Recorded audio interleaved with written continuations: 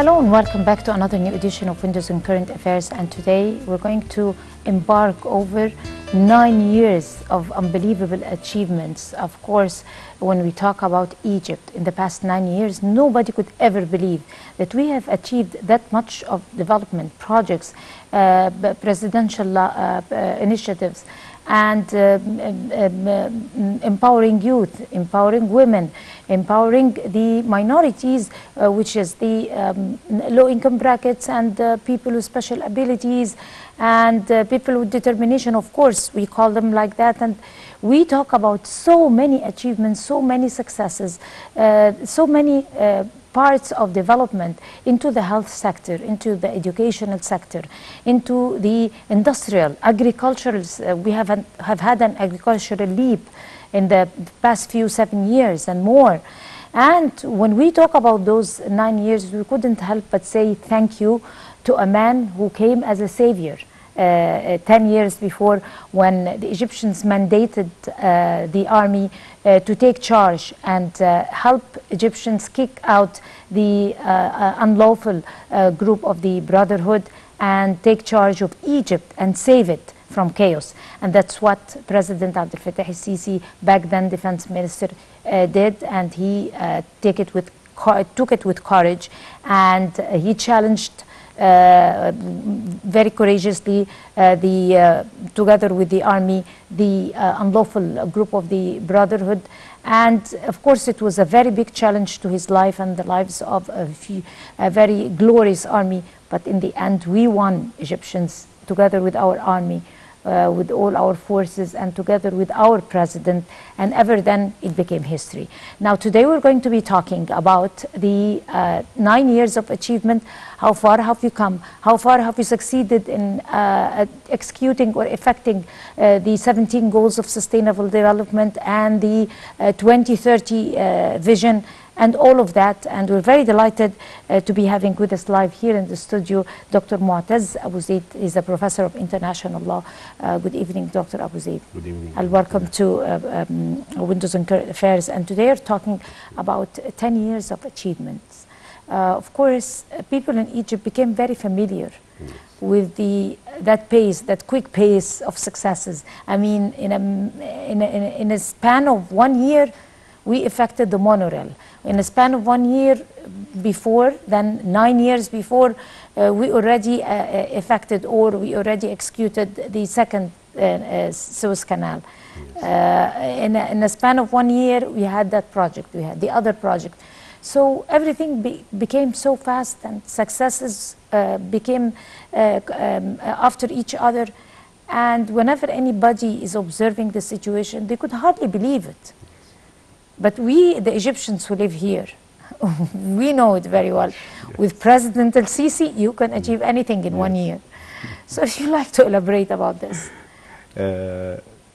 Firstly, I must congratulate you and all the Egyptians with the great ceremony for Eid al-Adha last week. And of course, it was a great chance to touch one of these contributions, and these achievements that you mentioned began 9 years ago, from the beginning of the presidential interval of His Excellency Mr. Abdel Fattah al-Sisi.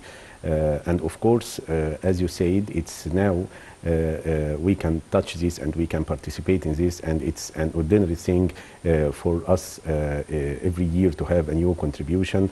But outside Egypt, and when you have a look from far away from touching or participating in these contributions, I think it will be considered as a miracle.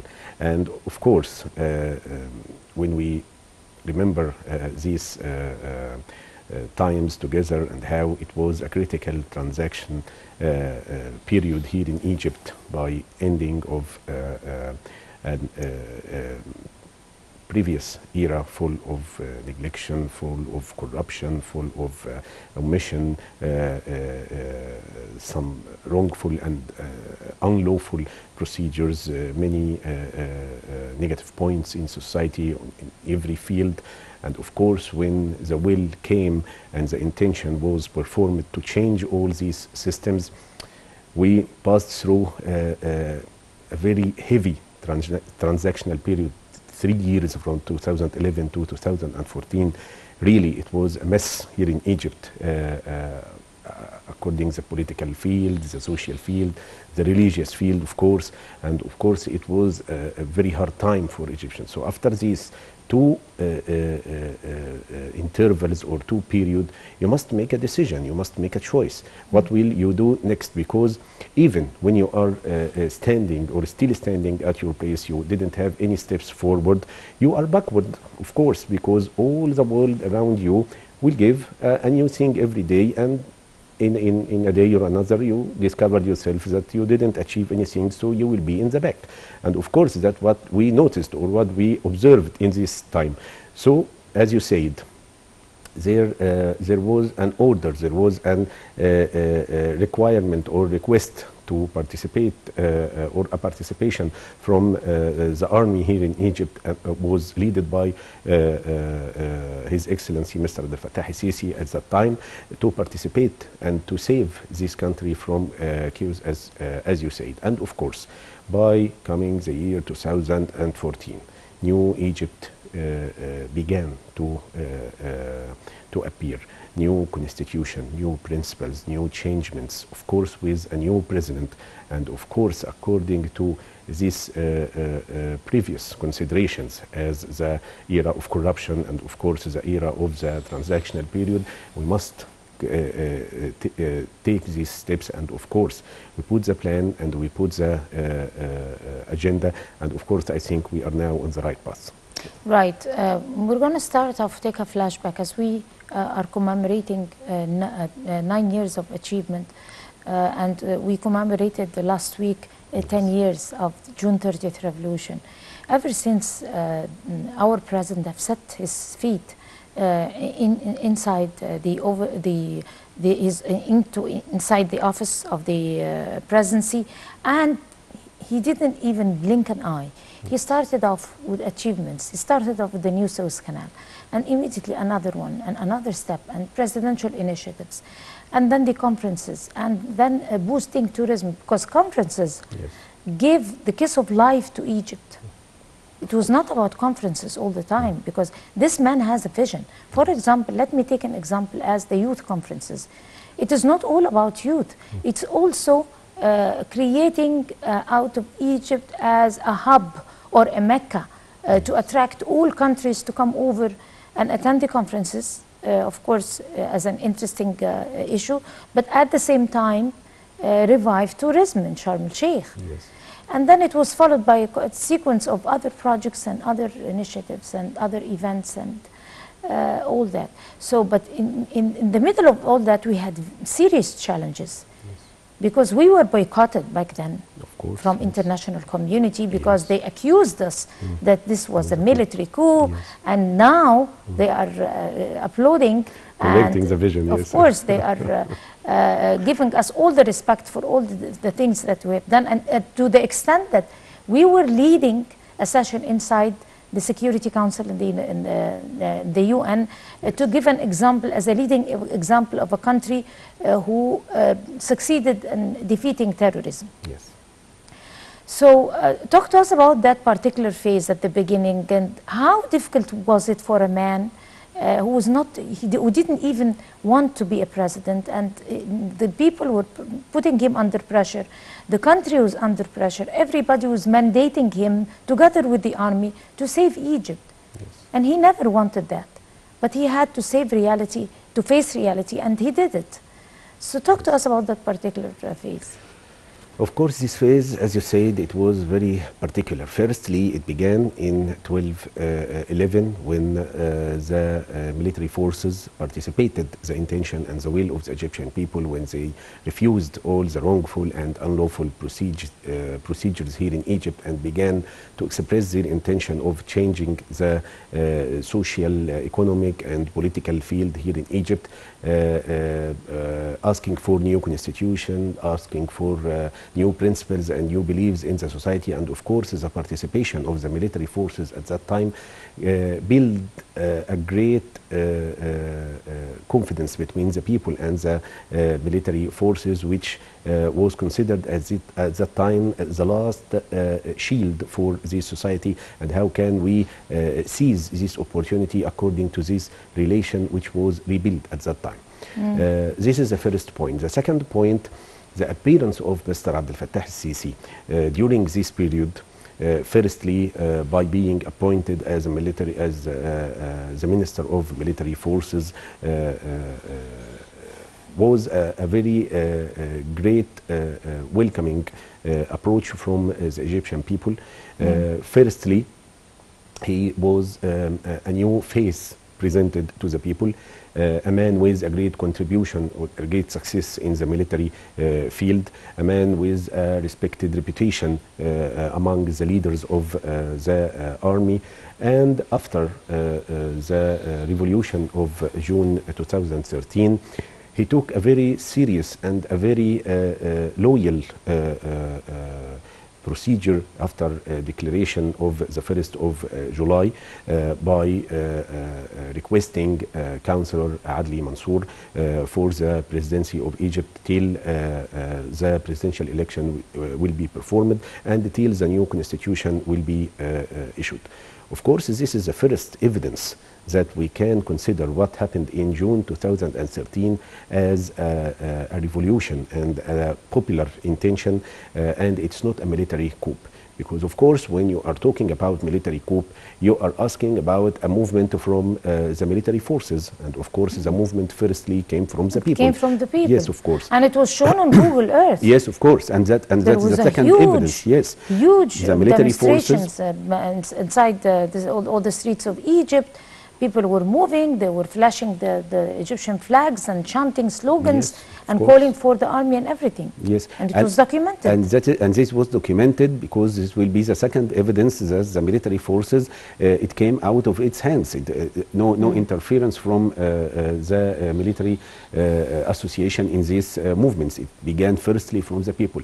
The third evidence that after happening of this revolution and during the 2 or 3 days after this revolution, it was declared by Mr. Abdel Fattah al-Sisi that the new president will be a temporary one, which will be Councillor Adli Mansour. And of course, having this judicial figure in this important decision-making chair here in Egypt as the president was it was achieved for the first time to participate from the judicial power, one of its members or one of its leaders to be in the presidency position here in Egypt. And of course, giving or expressing this figure for the people is the third evidence or the important evidence that it wasn't a military coup. If it's a military coup, I will choose one of my people, one of the leaders or one of the members of the military association, and will be occupying this position even without elections, of course.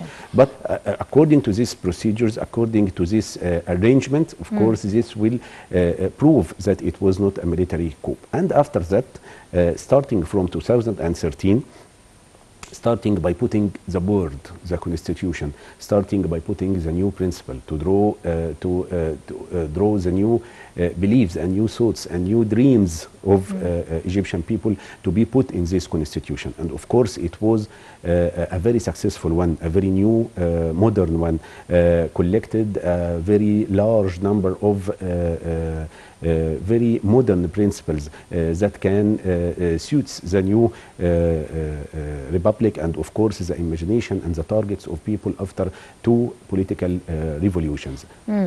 So moving on from a step like that, and then the phase of executing or effecting the projects. We started off with the Suez Canal, and then immediately things began to unfold, the projects one after one.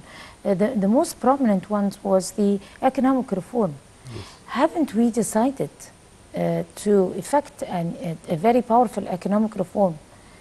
Where would we have been now? And because this particular step was really very challenging, because there was a lot of opposition about that, concerning the economic reform and about the consequences and everything. And that particular man had a heart of steel, and he had to take it over his shoulder to take the responsibility of effecting that economic reform and taking all the burden of the people who are opposing him and the rumors that came out that this is going to damage our economy. And look at us now. Yes. Without that economic reform, we wouldn't have effected all those projects. Of course. I mean, zillions and zillions of dollars, zillions and zillions of Egyptian pounds that were supposed to be provided for those projects to attract foreign investment and to effect the infrastructural projects to attract tourism, to attract visitors for Egypt and everything, and let the wheel move. Yes, of course. If you like to elaborate. Of course, as you said, after these steps we discussed before, the political changes, the new presidential positions, the new constitution, that was a time of performance, as you said. Of course, we had a great number of contributions and problems at that time. Combating terrorism, a very bad economic position, a very delayed and a very excluded foreign position among the Arabian countries, the African countries, and all over the world. Many countries had cut their relations with Egypt according to this unstable political situation was in Egypt at that time. And of course, internally, on the social field, the culture field, even the public order here in Egypt has no clear vision or no clear picture to depend on. And of course, when you decide to begin your journey in any one of these fields, you must have a very strong backbone as a strong economy to combat terrorism and to make your economic development, and of course to improve the social life of the people, and of course to give them service, to rebuild your relations outside Egypt. Of course, all of this need a great economic power to improve this and to facilitate these procedures. Firstly, we cannot deny the great soft power of Egypt presented in the efforts of the Ministry of Foreign Affairs. Of course, they cut a very great journey for rebuilding the relations between Egypt and other countries, especially the great powers and the great economic powers all over the world, dealing with all these powers, not concentrating with one only, or not concentrating with one great power, and to be as a fellowship relation. But of course, we rebuilt this relation as we are saving for ourselves our pioneer position here in Egypt and in the Arabian region. Of course, on the other side, we rebuilt our relations and the strong existence and membership of Egypt in the international organizations, like United Nations, like the international funds, like the Arab League, and of course the Union Organization of Africa. And of course, according to this rebuilding this pioneer position of Egypt, as you said, we are now a role model for many countries, a promising economic system for many reports produced by the international organizations, and especially the economic ones. A very great respect from all over the world, from the great and developed country, and of course the developing countries as well. And of course, this proved that all what was said about the obstacles or problems or challenges faced the Egyptian country, especially in the economic region, was mainly based upon some rumor, and they are all now proved to be false. Of course. We move on from that particular phase of the economic reform to the execution or the effectiveness of priorities, where we study our priorities and start to effect the projects. Yes. One of the priorities for a president was his vision, which was the foreign policy, and then empowering sectors of society. Yes. That is a vision that distinguished him among other presidents, because we had good presidents before, but it was not like that. Things were not like that. I mean, we had development spots in some places, but no president have ever stepped into office and really cared or took heed into empowering sectors of society, empowering women that much so that there could be like 5 or 6 or 7 ministers in the cabinet. Empowering women so much so that the quota inside the parliament would be totally eliminated and they would become on equal foot with men. Yes. As parliamentarians, empowering women and children and their rights in social affairs, empowering youth that much, which was the very first time, empowering the minorities, empowering the people with determination, and I mean, giving them the opportunities for decision-making positions and sharing positions inside the parliament and inside the universities, you name it. I mean, so many fields. For a president, that might not look like it's important. We had other priorities that would bring us money. But to change the map of Egypt and in that particular, image was really a brilliant idea. You know, we need to discuss that particular point in President Abdel Fattah Sisi's vision. Yes, I will start by your words that we have another priorities and we want priorities which give us money. Of course, one of the visions or one of the brilliant visions of Mr. Abdel Fattah Sisi is presenting this power of youth here in Egypt. Of course, this will bring us money. And this is the great achievement that was performed by how to link these two considerations together, how to invest this power. And of course, we discovered that Egypt is one of the rich countries with this great category of youth, which was considered as 60% from the population of Egypt. And of course, it's a very high rate. And women resources? Yes, of course.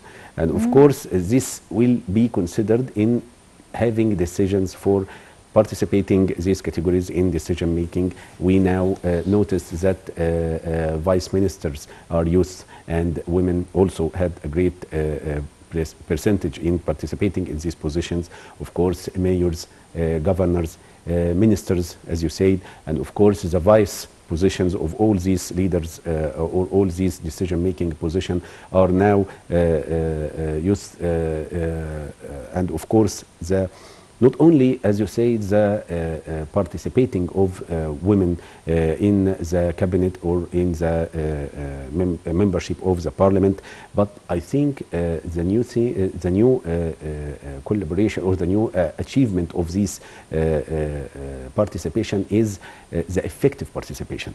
They are existed, they have a voice, and they have a vision, and they have an expression that they can present, and of course it will affect the direction of our decisions, the directions of our legislations, a new way of thinking. And of course this is the main targets of the participation of this number of youth or this number of women in the decision making or law making positions to make a difference in this place. The second point, according to the talk about priorities, as you said, Mr. Abdel Fattah Sisi make it as an agenda. And of course, as you said, he put a target for every year, and he named every year for a certain category, a year for youth, a year for women, a year for disabled people, a year for civil society. And of course, all these categories, when they found these improvements, they found their carings, they found an ear to listen them and to ask them for more participation in the development and in the new country and the new republic. Of course, this encouragement will push them to give more and to maintain their main role here in Egypt or for the society. Of course, all these movements and all these arrangements and the performance of the arrangement of this agenda this will be noticed and considered and respected from outside Egypt, and it will be reflected, as you said, by attracting more investments, attracting more tourists, giving new collaborations or cooperation between Egypt and between other countries, and of course all these procedures will bring us money. And that's why this new vision of Mr. Abdel Fattah el-Sisi will be translated in an economic reaction, but in a social base or a new way of thinking, as you said. Right. Ever since before the world became talking about climate change and all that, we remember very well that President Abdel Fattah el-Sisi have talked about confronting the dangers of climate change even in his very first speeches. Yes.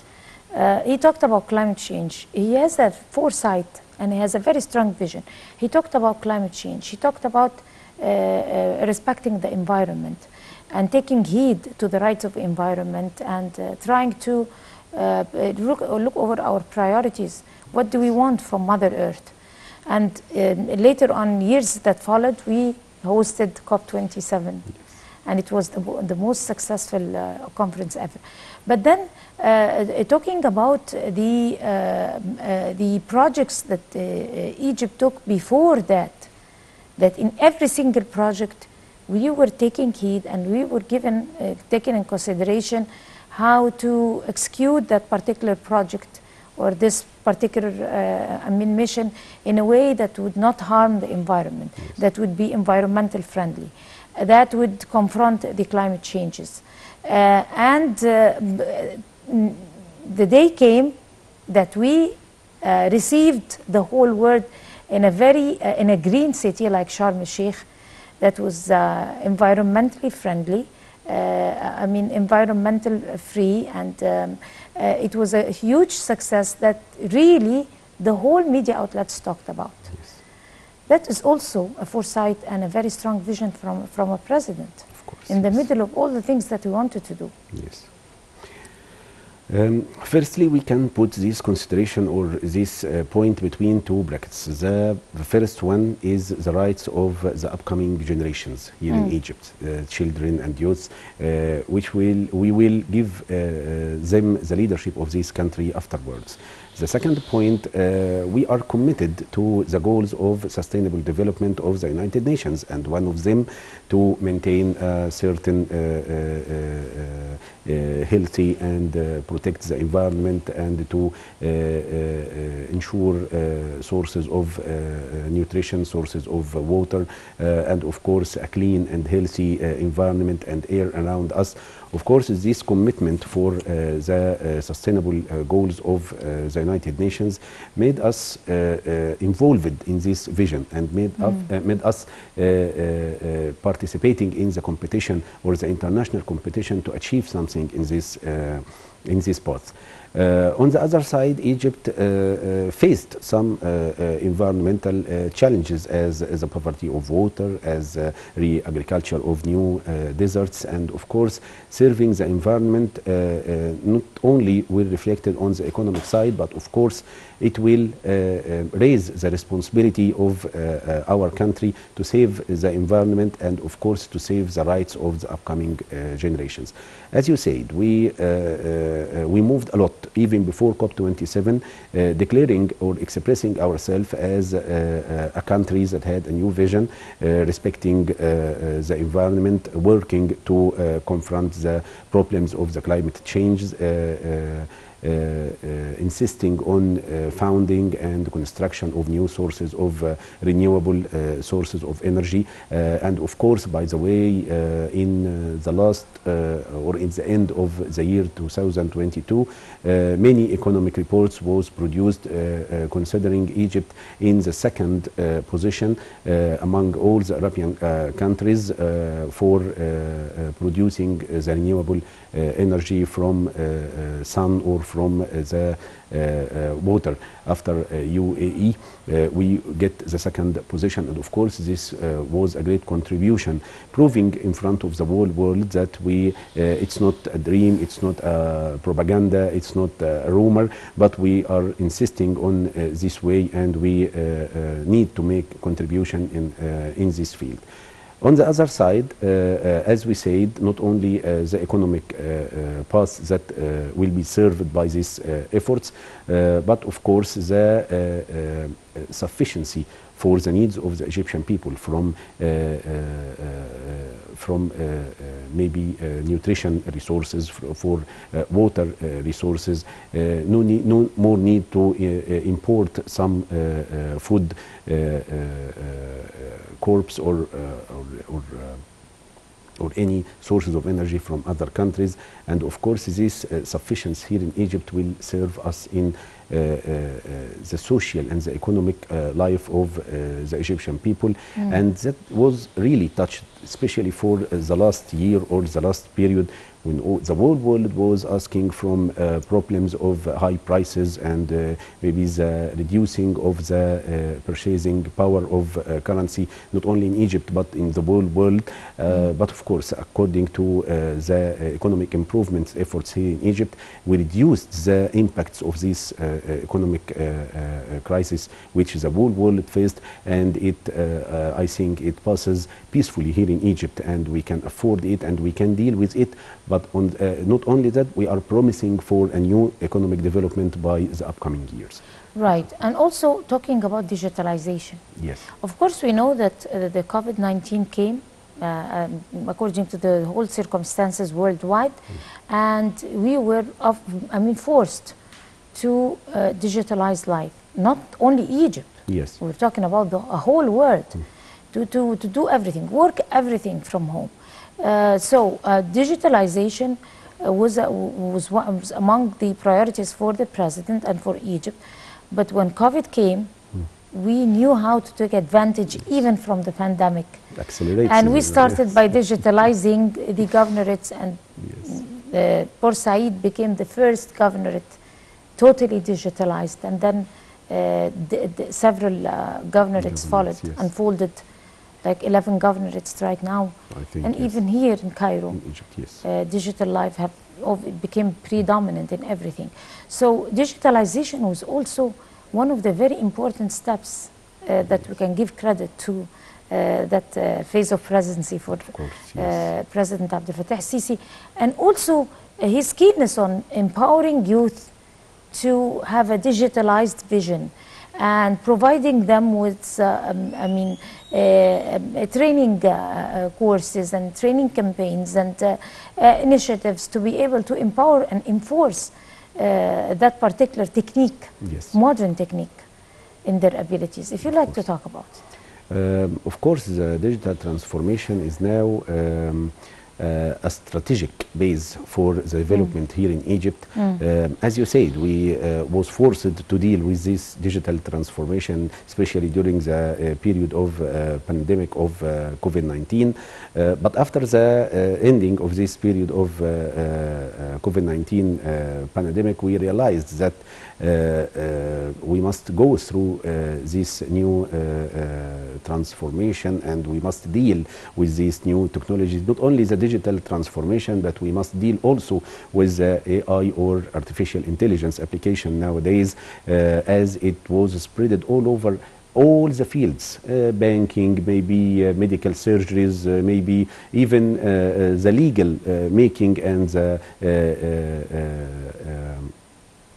courts works can be proceeded or can be performed by the artificial intelligence application. Dealing with these applications or dealing with this technology, not only the really contribution, but I think the really contribution that how to afford the infrastructure here in Egypt to support these services, and that was really noticed and a remarkable achievement to be considered in building new cities, in building the new administrative capital, to make these services reaching everywhere in Egypt, all the educational services or some media service or some even economic service can be now be done and be submitted and be transformed through the digital transformation ways. And of course, depending upon these applications or this technology, saved many time, saved many efforts, saved and even, as you said, transferred or upgraded the way of thinking of people, especially youth and children and women,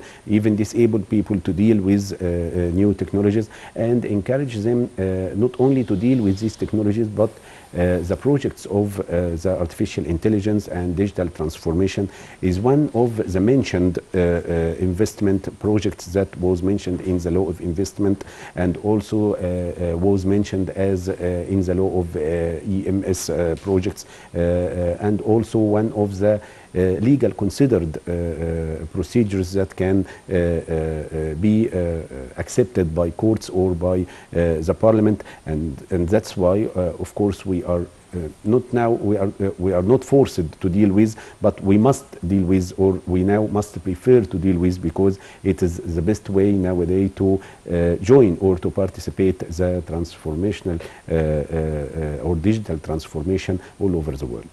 Unfortunately, you have like about 3 minutes left, but we cannot end it without talking about the national projects. Yes. Because our glamour and our renaissance and our success was founded on national projects. Yes.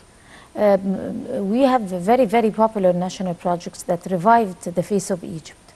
Yes. Truly speaking. Of course. Yes. The national projects, according to the directives of the president, have changed the map of Egypt, even in front of the whole world, not also to the best interest of Egyptians, but also to people who are observing how Egypt is doing. There were very important national projects that were effected in very little time. Yes. On top of them was the infrastructural projects, yes. Agricultural projects, yes. Health projects, roads, scientific projects, yes, of course. Energy projects. If you like to quickly take a quick look over those important projects that have changed the face of Egypt. Of course, in particular, they are very technical to talk about this project, but I can summarize this discussion by a certain sentence that I heard from Mr. Abdel Fattah al-Sisi, firstly when he was expressing his policy and his program while he was entering the presidential elections. He said that it's a very long path and it's a very hard one, and you must bear this responsibility with me, and it will be a very hard time to reach our goals, but it must be achieved. And of course these words was put or was issued by a nominated person for the presidency position. It was not very encouraging the people to give their votes to you, as you are saying. It was very difficult and you must bear more obligations, but I think he faced the problem and he put his hand upon the real bond here in Egypt, that we need this participation, we need this movement all together. And of course, as we said, he divided the policy or his policy upon an agenda. Even each year will called a year for a certain category, and on the other hand, it will be a year for a certain project. As you say, the Suez Canal, the new Suez Canal was one, the improvement of roads was one, the infrastructure development was one, the initiative of Decent Life or Haya Karima was one, and of course nowadays the opening ceremony, we are waiting for the new administrative capital, and of course every great project of this, the monorail, the new line of the underground metro, all these projects, every year we are surprised by a new project. One of the funny comments that I found, that in some roads or in some places nowadays, Google Maps cannot be updated by the new roads or the new bridges that was constructed here in Egypt. And of course, this will be mentioned, that we are accelerating this project even more faster.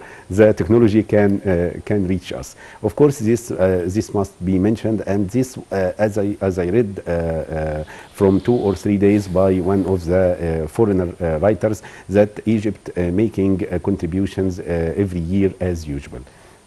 Right, of course. Every year, it doesn't take us. We couldn't even continue a year Yes. without effecting a project. But also, there were the initiatives that you talked about were very important, because initiatives was like something or some familiar tendency towards our people, from the president to the people, that we care about you. Of course, we're giving you full right to exercise your full right to health insurance, to education, to scientific research, to all that. But we are giving you a special bonus by the presidential initiatives, like, for example, Haya Karim, Yes. like the 100 million lives which was affected, succeeded and boomed in Egypt to the extent that the experience was borrowed in Africa. I wanted to talk with you about this, but unfortunately, we ran out of time. Yeah. We're supposed to wrap it Yes. here on a promise No that you can problem. come Of course, over it will be to later continue discussed. on a part two Of of course, the yes. achievements of It will be a pleasure, yes. our, 9 years of achievements. Of course, Dr. Motaaz Abu Zeid, you are a professor of international law. I would like to thank you so much. Thank you. And it was a real pleasure having you, sir. Thank you so much. Okay. And I guess this would bring us to the end of this edition of Windows on Current Affairs. Many thanks to all of you. Until we see you again next week, that's a goodbye.